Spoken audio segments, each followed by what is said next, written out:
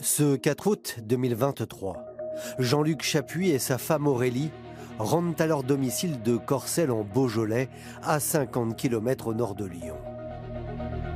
Mais au détour d'un chemin, le couple va faire une rencontre pour le moins inattendue.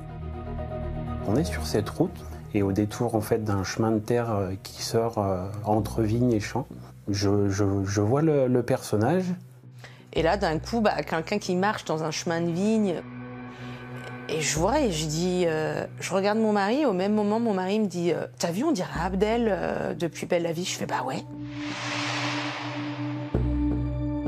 Tout de suite, la tête, ça fait tilt, quoi. C'est Marouane Béréni. Marouane Béréni, je suis une fan inconditionnelle. Je savais qu'il habitait à Fuissé, à quelques kilomètres de chez nous.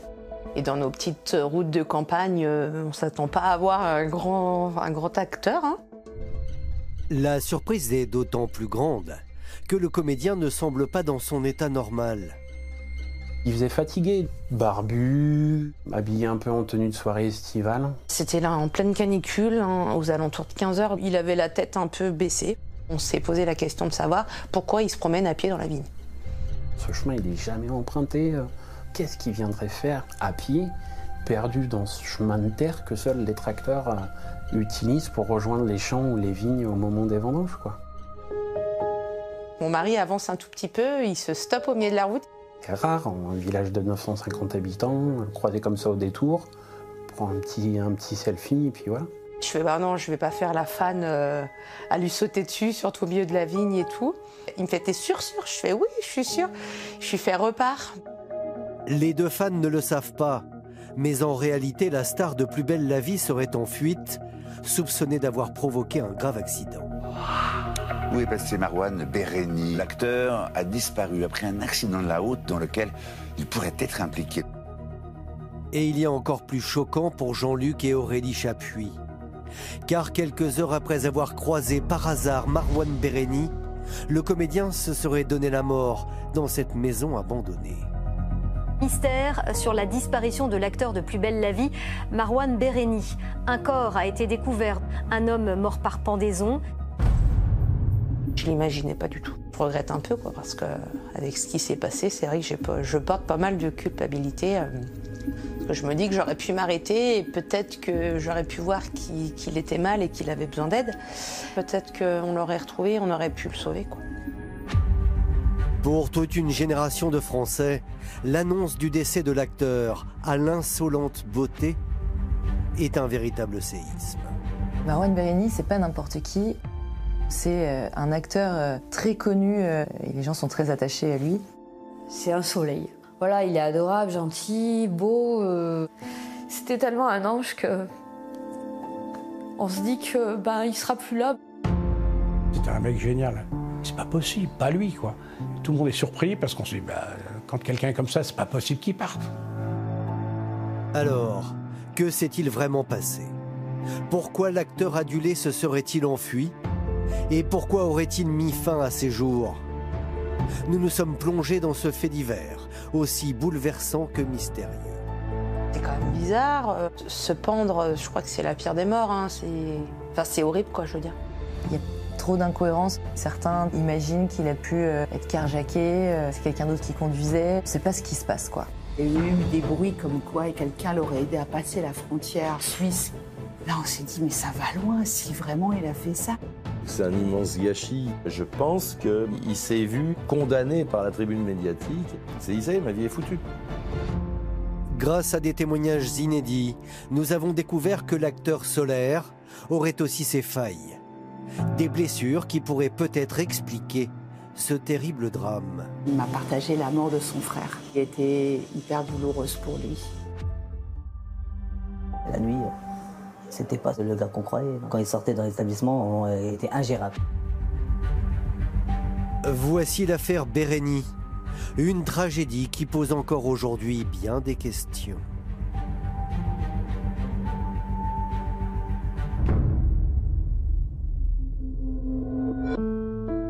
Pour comprendre ce drame, il faut remonter au 3 août 2023, à Mâcon, à 70 km au-dessus de Lyon. Ce soir-là, aux alentours de 23 h, Sandra promène son chien. Lorsqu'un véhicule va venir la faucher de plein fouet avant de prendre la fuite. Interrogée 2 mois plus tard avec beaucoup de courage, elle raconte cette nuit où sa vie a volé en éclats. Ça a été très rapide. Et en traversant, j'ai bien regardé, il n'y avait personne. Et arrivé vers la quasi-fin du passage piéton, 2 phares s'allument. Je me suis dit, ouais, quelle grosse voiture, et elle fonçait sur moi. Et j'ai pas eu le temps de finir ma phrase. Je me rappelle avoir voltigé. Crissement de pneus dans mes oreilles. Puis la voiture qui part en trombe.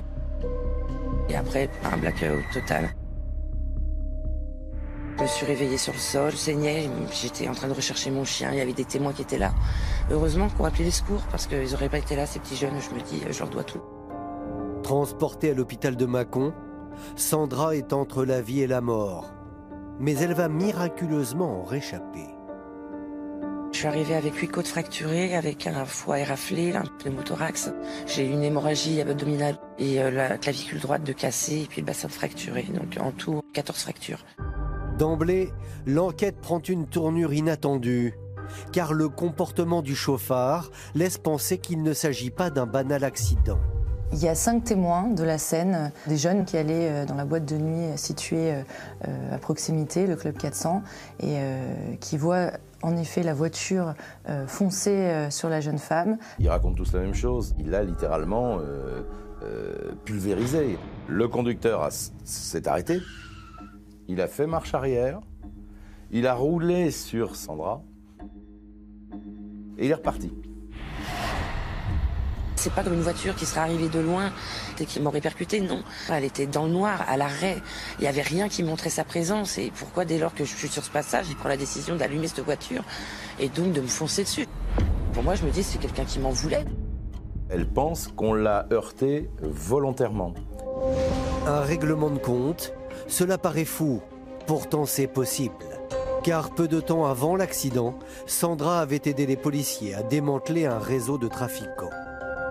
Elle pense d'abord que ça peut être quelqu'un qui a voulu se venger. Avant l'accident, elle a été témoin dans une enquête sur un trafic de stupéfiants et elle se dit qu'ils ont voulu la faire taire. Mais la thèse du règlement de compte ne colle pas du tout avec la suite de l'enquête. Car le véhicule responsable du choc va très vite être retrouvé. 2 jours plus tard, un passant signale un véhicule abandonné en bordure de vigne à Fleury. Un village qui se trouve à environ 20 km de Mâcon. C'est une Mercedes qui a des traces d'impact et qui correspondent à la collision qu'a subie Sandra. Il s'agit bien de la même voiture qui a été signalée la veille sur les lieux de l'accident. Et puis, le conducteur serait loin d'être un caïd local.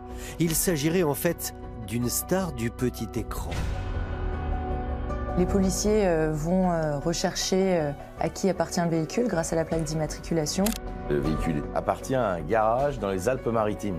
Donc évidemment, le propriétaire est contacté par la police.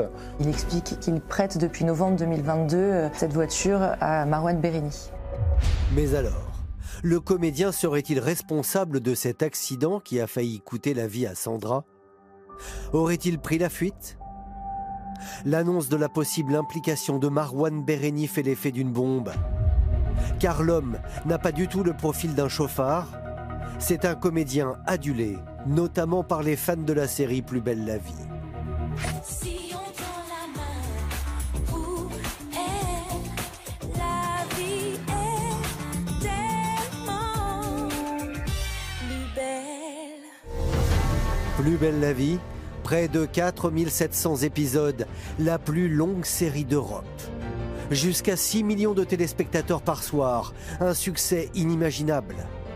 Pendant près de 20 ans, le feuilleton a été le rendez-vous quotidien des Français. Parmi eux, Laetitia, 37 ans, intérimaire, et Aurélie, 38 ans, assistante maternelle. On regardait la série en famille. Tout le monde s'est mis dedans, quoi. Mes enfants, on mangeait très tôt le soir pour pouvoir être posé à 20h20 devant la série. Fallait pas que le téléphone sonne, c'était mon moment à moi, les 20 minutes en fin de journée. Je regarde depuis mon adolescence. Ce qui m'a plu dans cette série, c'est que ça traite plusieurs sujets différents. Ça me permettait vraiment d'évacuer tout ce qui n'allait pas dans ma vie. C'était mon petit rendez-vous, mon petit bonheur au quotidien. En 2009, Marouane Béréni rejoint la série et fait instantanément chavirer le cœur des téléspectatrices. Il est arrivé, c'était un petit genou, 16-17 ans, il était tout mince, les joues toutes creuses. Au travers de Marouane, j'ai un peu l'impression d'avoir vu grandir mes enfants, c'est la même chose. J'ai tout de suite flashé sur son charisme, son naturel, son élégance. Et c'était vraiment le plus beau, le plus... Voilà, c'était le plus beau, c'était notre petit beau gosse à nous. Pendant 13 ans, Marouane Béréni interprète Abdel Fedala, un personnage complexe, aux méthodes parfois controversées. Abdel Fedala, dans la série, est un avocat qui est souvent sur la ligne rouge en termes de méthode. Des fois, il s'est retrouvé en prison.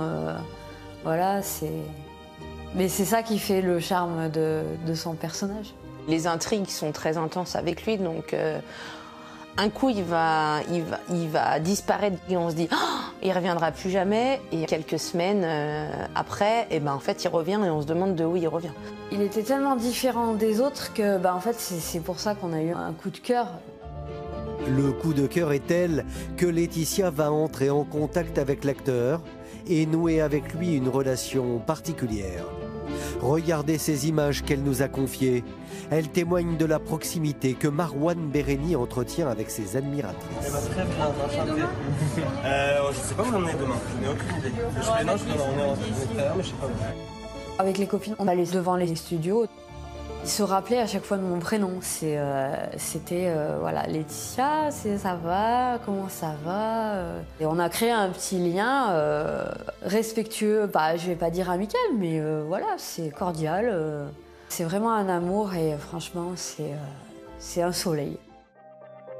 Pour Laetitia, impossible d'imaginer que l'acteur bienveillant ait pu renverser la victime avant de prendre la fuite. Quand je vois ça, je dis non, mais j'y crois pas, j'envoie des messages aux copines et tout.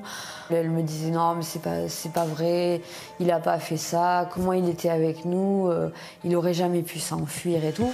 Pourtant, Marouane Béréni serait peut-être impliqué. Pour le comprendre, il faut s'intéresser à ce qu'a fait l'acteur dans les heures qui ont précédé le drame. D'abord, ce qu'il faut savoir, c'est que depuis 2019, Marouane Béréni a choisi de s'installer ici, au milieu des vignes, en Saône-et-Loire. Il s'est acheté une maison à Fuissé, à mi-chemin entre Marseille et Paris. Donc c'était pas mal parce qu'il a des activités professionnelles à Paris, des activités professionnelles pour les tournages dans le sud de la France. Il a choisi ce village parce que c'est un village de caractère, très joli, il y a beaucoup de vignerons. Il a sympathisé avec beaucoup d'entre eux. Il a ses habitudes dans un bistrot, la marmite de l'Échanson à l'Aisne, qui est juste à côté de Fuissé en fait. David Ripetti est le chef de cet établissement. Il a tout de suite apprécié ce client régulier qui ne joue pas de sa notoriété. C'est quelqu'un qui venait souvent au comptoir, très intéressé par ce qu'on faisait et ce qu'on proposait. Il avait toujours la banane. Il discutait de choses de la vie, quoi, du bien manger, du bien boire, la musique, enfin voilà. On a sympathisé, c'est que plus tard que des amis communs du village m'ont dit mais en fait il est acteur dans une série. Ça n'a rien changé parce que moi je continue à le considérer comme un client sympathique. Le 3 août 2023, quelques heures avant l'accident, Marouane Béréni retrouve justement des amis à la terrasse de ce bistrot. David Ripetti se souvient parfaitement de cette soirée. C'était le 4e été où on faisait des apéros-concerts tous les jeudis soirs. C'était une super ambiance, il y avait à peu près 120-150 personnes sur la place du village. Ouais. On ouvre le bar à 18h30. Il est arrivé relativement tôt avec un petit groupe d'amis. Ils se sont installés un petit peu sur le côté. Et puis voilà, ils ont écouté le concert. La soirée se passe bien, il est de bonne humeur comme toujours. Et à 21h, il annonce qu'il est fatigué et qu'il rentre chez lui se coucher. 21h, Marouane Béréni quitte le restaurant. Mais il aurait changé d'avis. Et l'un de ses amis va très vite s'en rendre compte. Vers 22h30, un ami de Marouane Béréni rentre à son tour. Et il passe devant la maison de Marouane et il se rend compte que sa voiture n'est pas là. Le copain constate que c'est pas vrai, qu'il n'est pas rentré chez lui, donc il l'appelle. Et Marouane lui dit « Ah mais finalement, je suis sorti, je suis au Club 400 et je passe une super soirée. » À l'entendre, Marouane Béréni aurait choisi de finir la soirée dans la boîte de nuit locale. Mais coïncidence troublante, c'est pile au moment du drame que le comédien aurait quitté la discothèque. Le Club 400 est à une portée de fusil du lieu de l'accident. 23h10, il sort de la boîte de nuit, il monte dans sa voiture. C'est l'accident. On peut se poser la question de l'état dans lequel se trouvait Marouane Béréni le soir des faits. Généralement, quand les gens ne s'arrêtent pas, quand ils commettent un délit de fuite, c'est parce qu'ils ont quelque chose à se reprocher. Et il y a plus troublant, car depuis ce soir du 3 août, 23h10, plus personne n'a revu l'acteur. Marouane Béréni s'est littéralement volatilisé. On ne sait pas ce qu'il est devenu. Il est attendu le lendemain à une soirée pétanque avec des amis et il ne prévient pas qu'il ne vient pas, son portable est éteint. C'est quand même très inquiétant. D'ailleurs, ses parents vont signaler sa disparition au commissariat de Sens dans l'Yonne. Alcoolisé, Marouane Béréni aurait-il paniqué après l'accident? Aurait-il décidé de fuir, le temps d'éliminer les éventuelles substances toxiques de son corps? Pour son entourage, c'est impossible. Et tout cela ressemble plutôt à un scénario de fiction. Voici Daniel Méouchi. Il dirige une association de protection des fonds marins et connaît bien Marouane Béréni. Une semaine seulement avant le terrible accident, il a passé 10 jours aux Philippines avec lui. On est parti là-bas avec une équipe de journalistes et quelques personnalités qui nous aidaient en étant parrains. Immédiatement, le comédien a fait l'unanimité. Les mots qui le décrivent le mieux pour moi, c'est la générosité, le partage, la gentillesse. C'est de la tendresse permanente, ce garçon. Enfin, il aurait pu débarquer chez moi n'importe quand, il était le bienvenu. L'aventure a commencé dans l'avion et j'ai découvert un mec super solaire, lumineux, sympathique, très ouvert avec les autres. Moi, j'avais mes 2 enfants qui étaient là et il s'est occupé des 2 gamins pendant tout le vol. Il leur a parlé. De retour en France, en découvrant que l'acteur est recherché par la police, ses amis sont sidérés. Quand j'ai appris ça au début, je me suis dit, bon, c'est pas possible, il y a une erreur, c'est pas possible. Sur la photo de Marouane, on dit voilà, Marouane Béréni recherché pour avoir renversé quelqu'un. Mon Dieu, ma première réaction, ça a été c'est peut-être pas lui. On a du mal à réaliser parce que c'était tellement quelqu'un d'ouvert aux autres. C'est invraisemblable. Dans son milieu professionnel aussi, Marouane Béréni est unanimement décrit comme sérieux, responsable et sobre. Pas le genre d'homme à conduire ivre et à commettre un délit de fuite. J'ai pu joindre au téléphone un membre du staff de Plus belle la vie. Il m'a dit mais Marouane, je l'ai jamais vu et j'ai jamais pensé qu'il pouvait être dans ce genre de choses. Ça collait pas avec Marouane Béréni. À l'époque, Sophie Novakovic est envoyée sur place par son journal afin d'en savoir plus sur cette étrange soirée. Et d'après les témoignages qu'elle va recueillir, il y a plusieurs détails qui clochent. Lorsque je me rends à Mâcon pour enquêter sur la disparition de Marouane Béréni, je vais à l'ouverture du Club 400 dans l'idée d'interroger le patron. Il explique que Marouane Béréni arrive à l'ouverture du club et qu'il ne reste que 10 minutes. C'est très étrange parce que le Club 400 n'ouvre qu'à 23h et à 22h30, ils n'ont pas encore ouvert leurs portes, quoi. L'acteur aurait donc menti à son ami en expliquant, souvenez-vous, qu'il passait une super soirée en discothèque. Et selon les déclarations du patron du club 400, il y a encore plus étrange. Il dit de toute façon il n'y a personne à cette heure-là, il était seul, il est reparti seul, il a bu qu'un verre. Quand il quitte le restaurant où se trouve le concert, il prétexte qu'il est fatigué et qu'il va rentrer chez lui. Or, on sait que c'est pas vrai. Le copain l'appelle et là, Marouane Béréni lui dit « écoute, j'ai changé d'avis, finalement je suis au Club 400, je passe une super soirée ». Alors qu'on sait que la réalité est tout autre puisqu'il est tout seul en train de boire un verre comme un pauvre malheureux et que la boîte est vide. Donc d'où c'est « je passe une super soirée ». Donc là, il y a un truc qui va pas. Mais alors, que faisait Marouane Béréni seul dans une discothèque à peine ouverte? Avait-il rendez-vous? Et qu'a-t-il fait avant? Qu'est-ce qu'il a fabriqué exactement dans cette fourchette de temps 21h, 23h 3h? En fait, on ne sait pas trop. Non seulement il y a un trou dans l'emploi du temps de Marouane Béréni ce soir-là, mais rien ne prouve qu'il était au volant de la Mercedes qui a provoqué l'accident. On peut se poser la question de savoir si c'est lui qui conduisait, parce qu'on n'a pas de preuve absolue. On a la preuve absolue qu'il utilisait ce véhicule, mais on n'a pas la preuve absolue qu'il conduisait ce véhicule ce soir-là. Et tout le monde s'interroge. Quand bien même Marouane se serait enfui, comment aurait-il pu partir sans que personne ne le remarque? Voici ce que déclare l'un de ses amis à nos confrères du Parisien. Où serait-il allé? Et comment? Tout le monde connaît son visage. On est tous sidérés. C'est incompréhensible.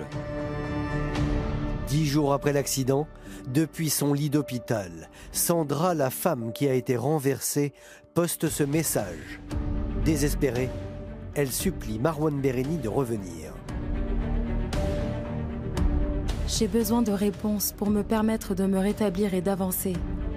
Si ce n'est vraiment pas toi, pourquoi ne pas donner signe de vie depuis ce jeudi 3 août où ma vie a totalement basculé? Je t'en prie, c'est moi la victime qui te le demande. Rends-toi pour avoir le fin mot de cette histoire.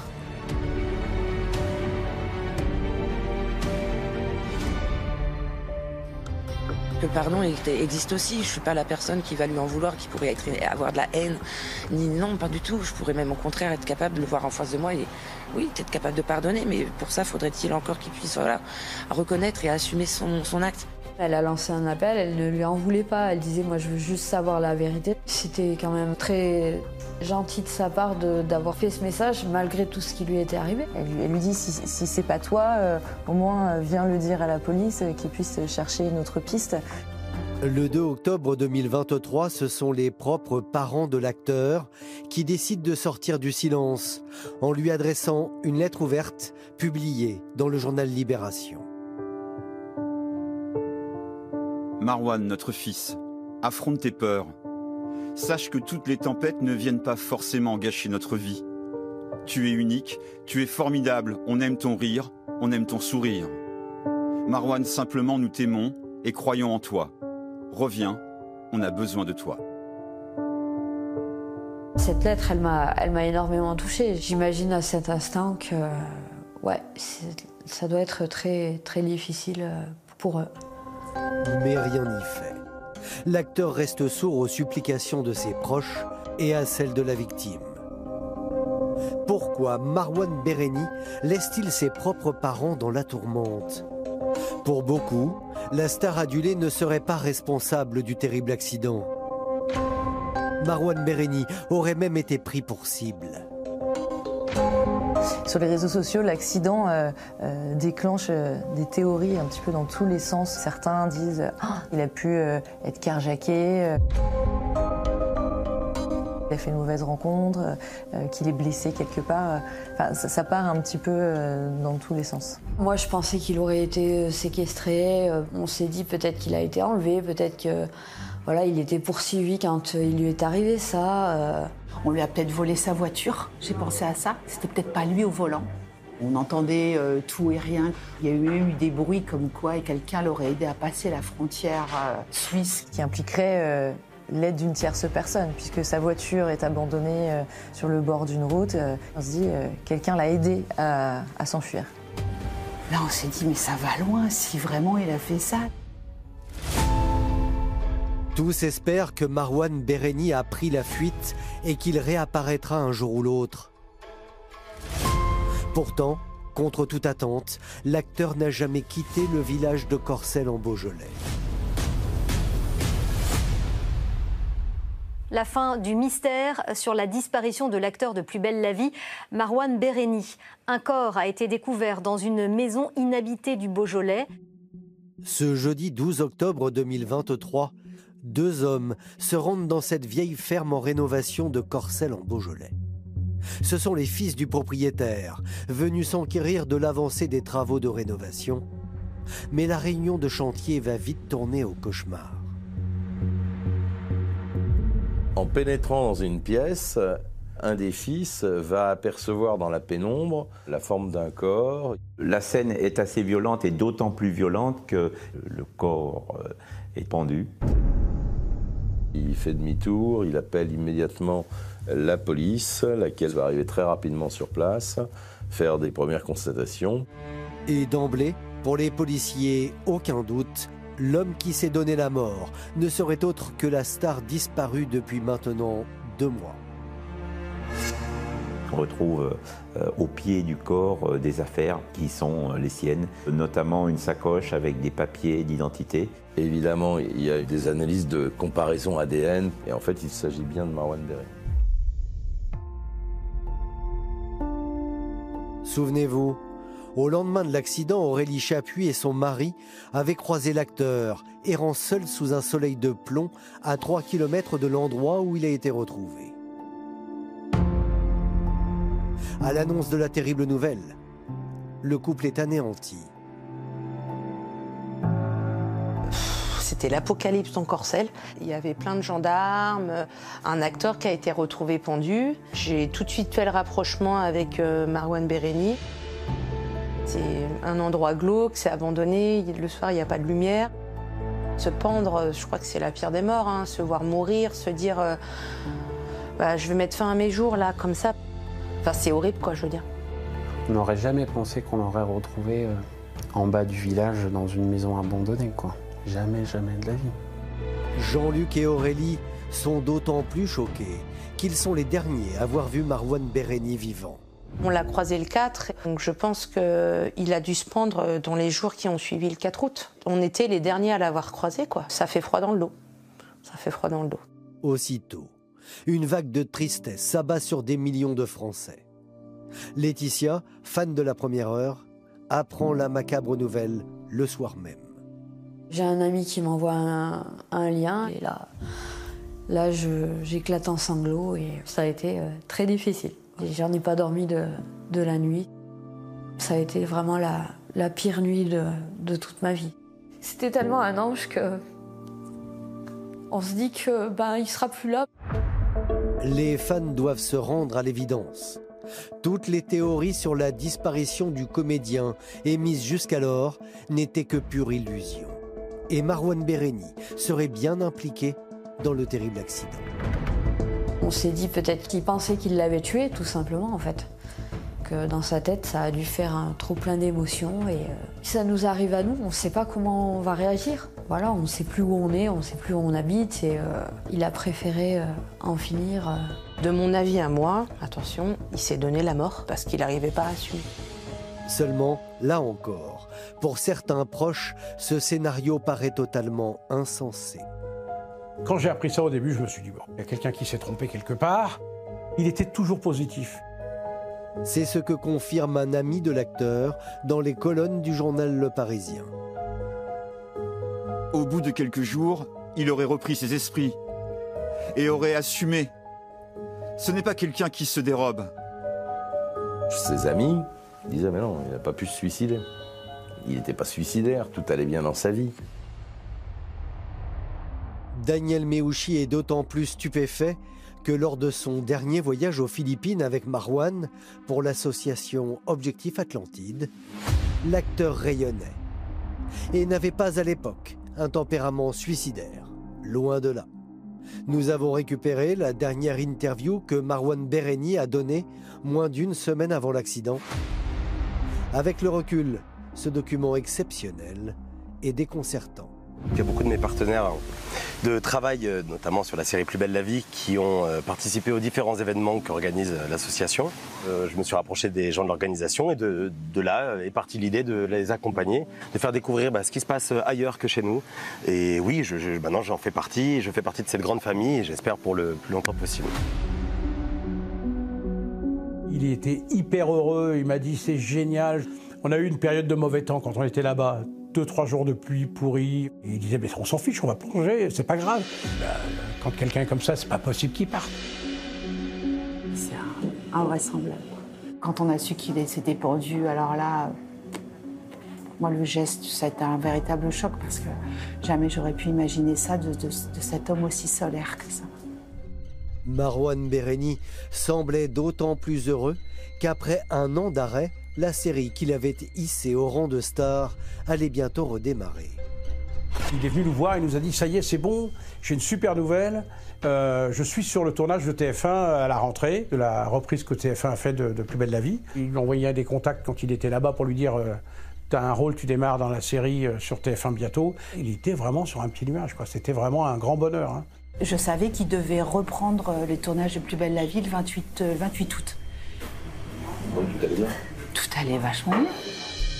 Et puis, il y a un autre élément qui cloche et qui contredit encore la thèse du suicide. Car au final, Sandra, la victime de l'accident, a survécu. On sait que la victime, elle est très grièvement blessée, mais pas décédée. Et du coup, on peut se poser légitimement la question de savoir pourquoi ce geste totalement désespéré. Alors, si la victime a réchappé à l'accident, pourquoi Marouane Béréni se serait-il suicidé? Que s'est-il passé ce jeudi 3 août 2023? Nous avons mené notre enquête sur cette tragédie et vous allez le voir, l'affaire est loin d'avoir révélé tous ses secrets. Car derrière son sourire radieux, le petit prince de Plus belle la vie cacherait des blessures qui pourraient peut-être expliquer ce terrible drame. Pour le comprendre, il faut nous plonger dans la vie du talentueux comédien. Marouane Béréni est issu d'une famille entre guillemets d'artistes. Son père était directeur d'un théâtre dans le 20e, le théâtre de l'Écho. Sa mère était... Et n'avait pas à l'époque un tempérament suicidaire, loin de là.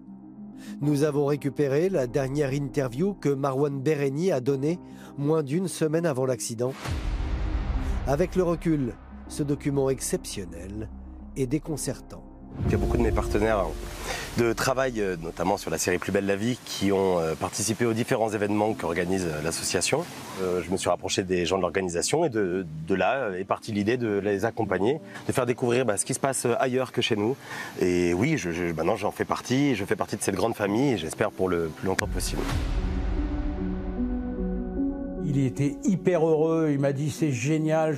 On a eu une période de mauvais temps quand on était là-bas. 2-3 jours de pluie pourrie. Et il disait, mais on s'en fiche, on va plonger, c'est pas grave. Quand quelqu'un est comme ça, c'est pas possible qu'il parte. C'est invraisemblable. Quand on a su qu'il s'était pendu, alors là, moi le geste, ça a été un véritable choc parce que jamais j'aurais pu imaginer ça de cet homme aussi solaire que ça. Marouane Béréni semblait d'autant plus heureux qu'après un an d'arrêt, la série qu'il avait hissée au rang de star allait bientôt redémarrer. Il est venu nous voir, il nous a dit, ça y est, c'est bon, j'ai une super nouvelle. Je suis sur le tournage de TF1 à la rentrée, de la reprise que TF1 a fait de Plus belle la vie. Il m'a envoyé des contacts quand il était là-bas pour lui dire, t'as un rôle, tu démarres dans la série sur TF1 bientôt. Il était vraiment sur un petit nuage, quoi. C'était vraiment un grand bonheur. Hein. Je savais qu'il devait reprendre les tournages de Plus belle la vie le 28 août. Donc tout allait bien. Tout allait vachement bien.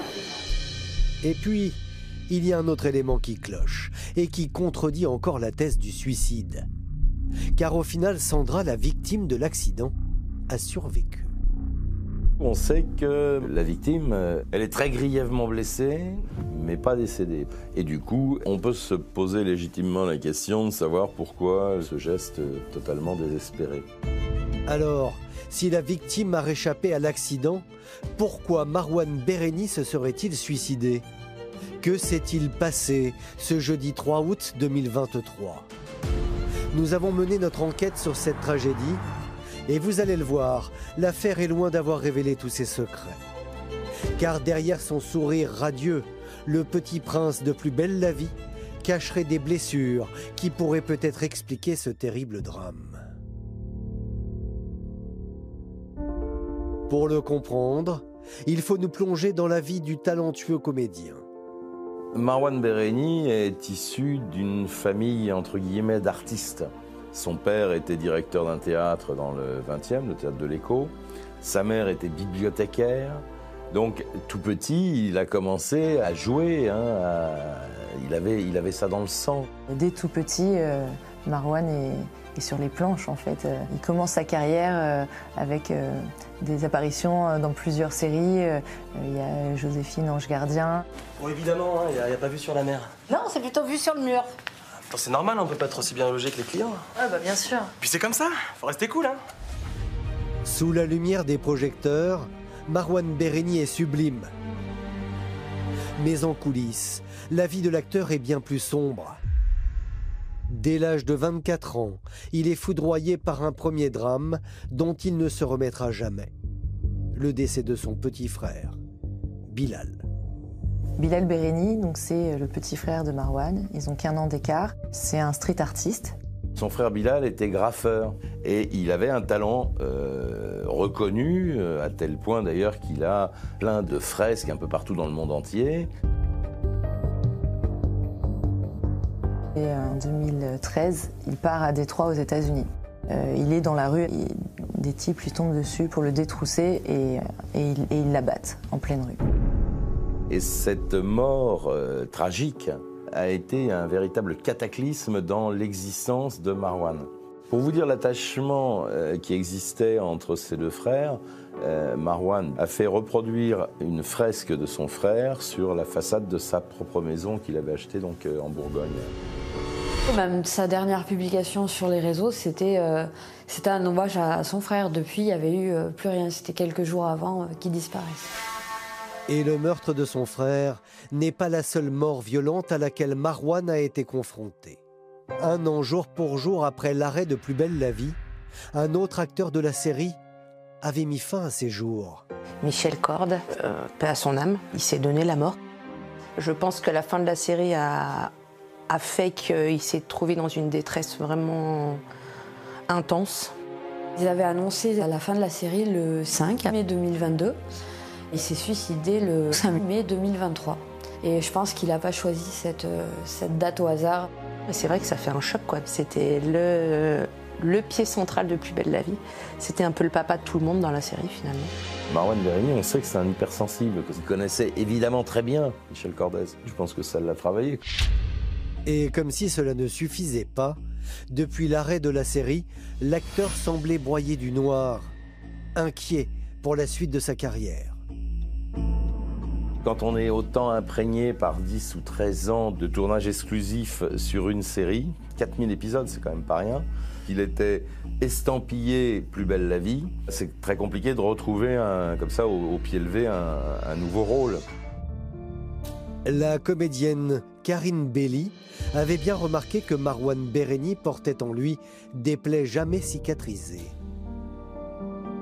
Je pense qu'il y avait peut-être une façade d'un gars qui était hyper jovial, mais un détail qui m'avait frappé, c'est qu'il avait un tatouage. Je lui ai demandé ce que ça voulait dire et il m'a dit que ça voulait dire tristesse.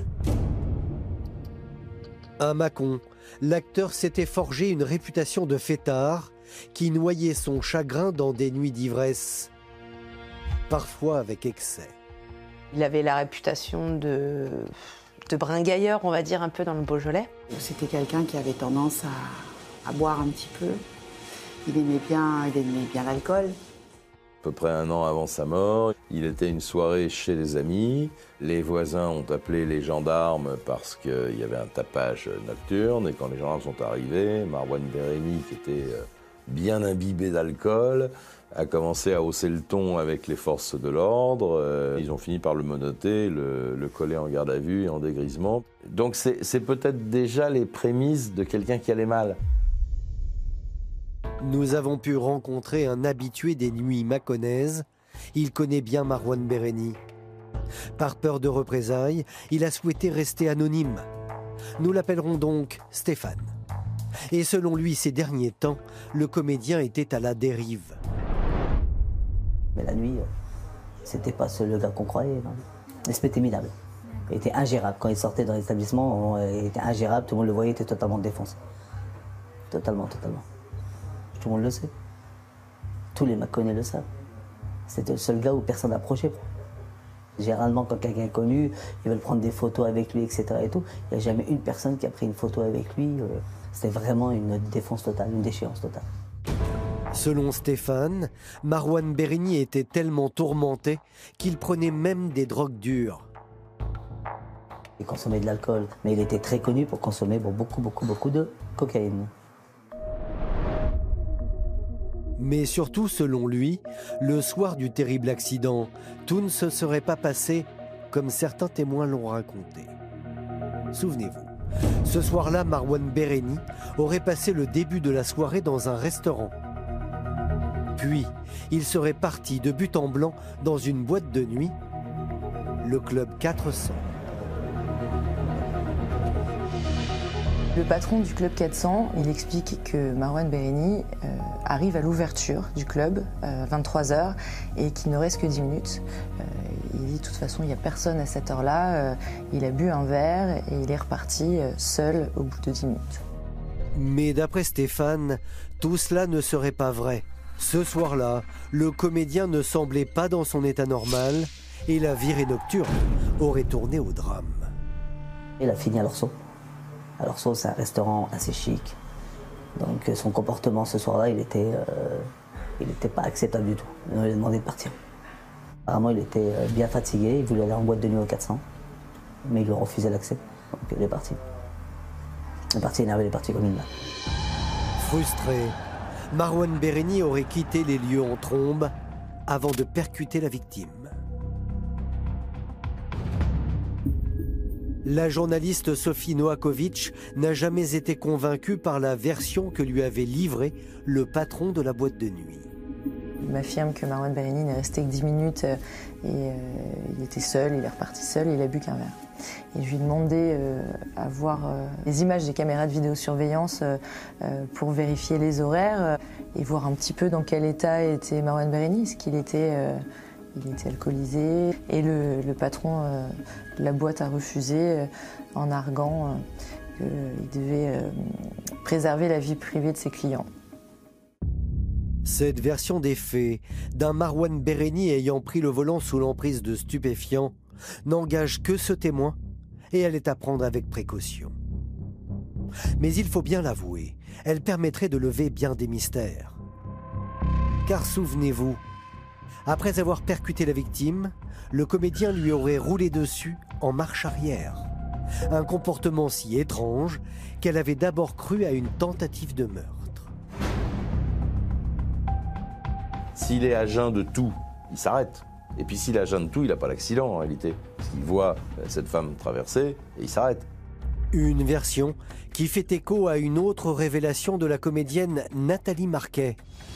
Interrogée pendant la disparition de Marouane Béréni, l'ex-Miss France va faire des déclarations qui, avec le recul, sont pour le moins troublantes. Nathalie Marquet explique à la télévision que durant l'été, elle est partie aux Philippines avec Marouane Béréni. Au cours de ce voyage et dans la conversation, ils sont amenés à parler de l'accident de Pierre Palmade, puisqu'on parlait que de ça de toute façon. On est sorti de l'aéroport, je l'ai accompagné parce qu'il allait fumer une cigarette.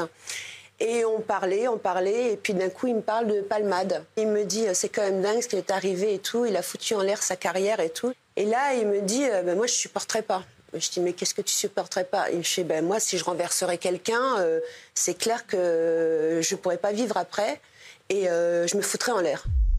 Et je dis, mais tu penses à ta famille? Il me fait, oui, mais tu te rends compte, si je tue quelqu'un? Je fais, oui, non, je te comprends, bien sûr, c'est un drame, ça serait une catastrophe. Il me dit, non, je me foutrais en l'air. Je pense que Le syndrome Palmade, entre guillemets, a joué aussi un rôle important.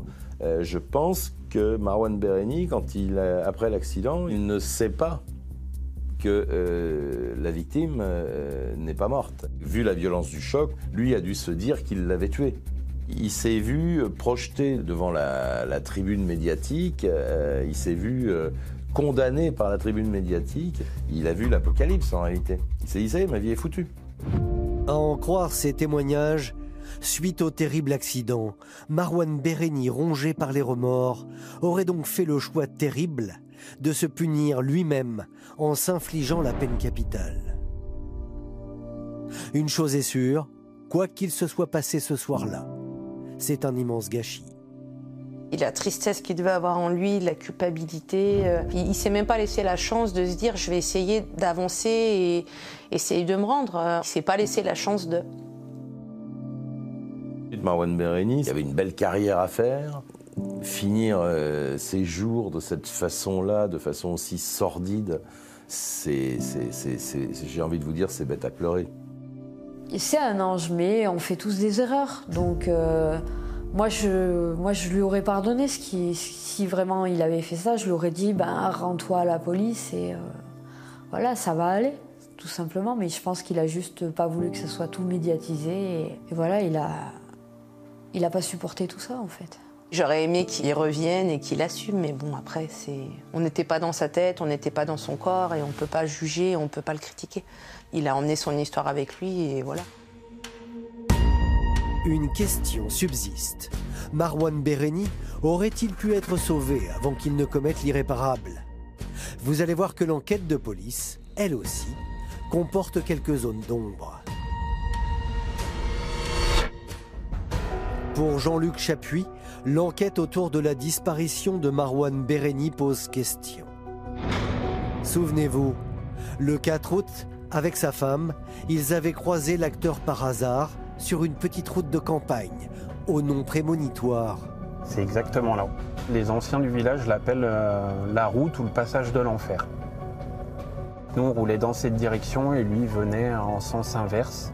Et ce chemin-là mène à quelques centaines de mètres de la maison à retrouver son corps. Jean-Luc Chapuis et son épouse ont le sentiment que l'enquête de police aurait pu être plus efficace. Quand on a su que Marouane avait renversé quelqu'un en sortie de discothèque, donc mon mari a appelé la police. La police savait et clairement on ne les a pas vus rôder depuis le 4 août sur le village. Sachant qu'entre l'endroit où on le voit, la maison où on retrouve son corps, il y a entre 3 et 4 kilomètres, je trouve bizarre qu'on ne l'ait pas trouvé avant, quoi. On peut se poser légitimement la question de savoir pourquoi les policiers n'ont pas fait l'usage d'un maître-chien. On faisait renifler un vêtement porté par Marouane Béréni. Le chien aurait pu les conduire à l'endroit où on l'a retrouvé. À ma connaissance, ça n'a pas été fait. Pire encore, selon Jean-Luc et Aurélie Chapuis, à tout moment, leurs jeunes enfants auraient pu tomber sur le cadavre de Marouane Béréni.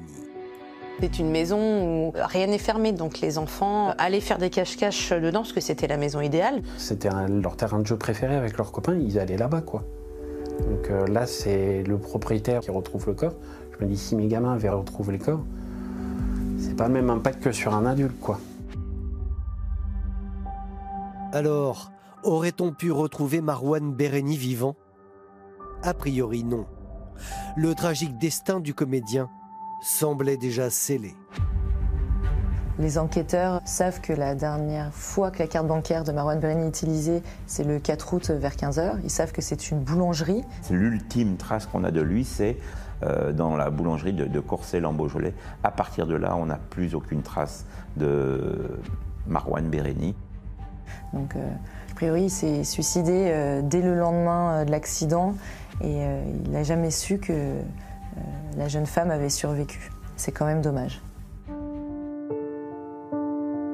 Sandra, c'est très difficile pour elle. Il faut quand même plusieurs semaines de rééducation pour remarcher correctement. Et encore aujourd'hui, elle a de nouvelles interventions de prévues liées aux conséquences des blessures. Pourtant, avec le décès de Marouane Béréni, l'affaire va en rester là. On ne juge pas les morts en France. On ne juge pas les fous, on ne juge pas les morts. Donc l'action de la justice est éteinte. Donc voilà, il n'y aura jamais de procès, il n'y aura jamais de suite judiciaire. En revanche, il y aura l'indemnisation de la victime à prendre en compte. Pour les parents de Marouane et de Bilal, c'est terrible. En fait, ils ont eu 2 enfants. Les 2 enfants aujourd'hui sont morts à 10 ans d'intervalle. J'apporte tout mon soutien à ses parents, parce que moi-même, je suis maman. Déjà, perdre un enfant, c'est très dur, mais perdre les 2, c'est horrible, quoi. Et j'espère qu'elle arrivera à se reconstruire entourée des siens. Quant à la série Plus belle la vie, elle va devoir s'adapter à la disparition de l'acteur. Je m'attends à quelque chose d'assez dur du fait qu'ils vont faire mourir Abdel. Donc ça risque de ne pas être la même chose. Apparemment, ils vont faire effondrer le quartier du Mistral et Abdel sera dans l'effondrement. On espère qu'il y aura un très bel hommage pour Marouane. Quoi qu'il en soit, le destin tragique de l'acteur restera gravé dans toutes les mémoires. Je voudrais qu'on garde son sourire. Son sourire était tellement magnifique quand il nous parlait. Voilà, il avait toujours le sourire. Il avait toujours le sourire. C'est vrai que quand on passe devant le chemin où on l'a croisé, le premier réflexe qu'on a, c'est regarder le chemin et penser à lui. C'est quelque chose que, je pourrais jamais me le sortir de la tête, quoi. Dès que je passe devant, je pense à lui. Ça restera une grande histoire. Bon, les gens après, les gens qui sont fans de Plus belle la vie, je pense que ça sera toujours marqué dans les esprits. Moi, ça sera toujours en moi. Je l'oublierai jamais. J'aurai toujours cette culpabilité, j'aurai toujours cette tristesse, ça c'est sûr et certain. Ça sera la mort de Abdel, de Marouane Béréni. Ça sera toujours marqué. C'était tellement un ange que on se dit que il nous protège tout simplement. Voilà.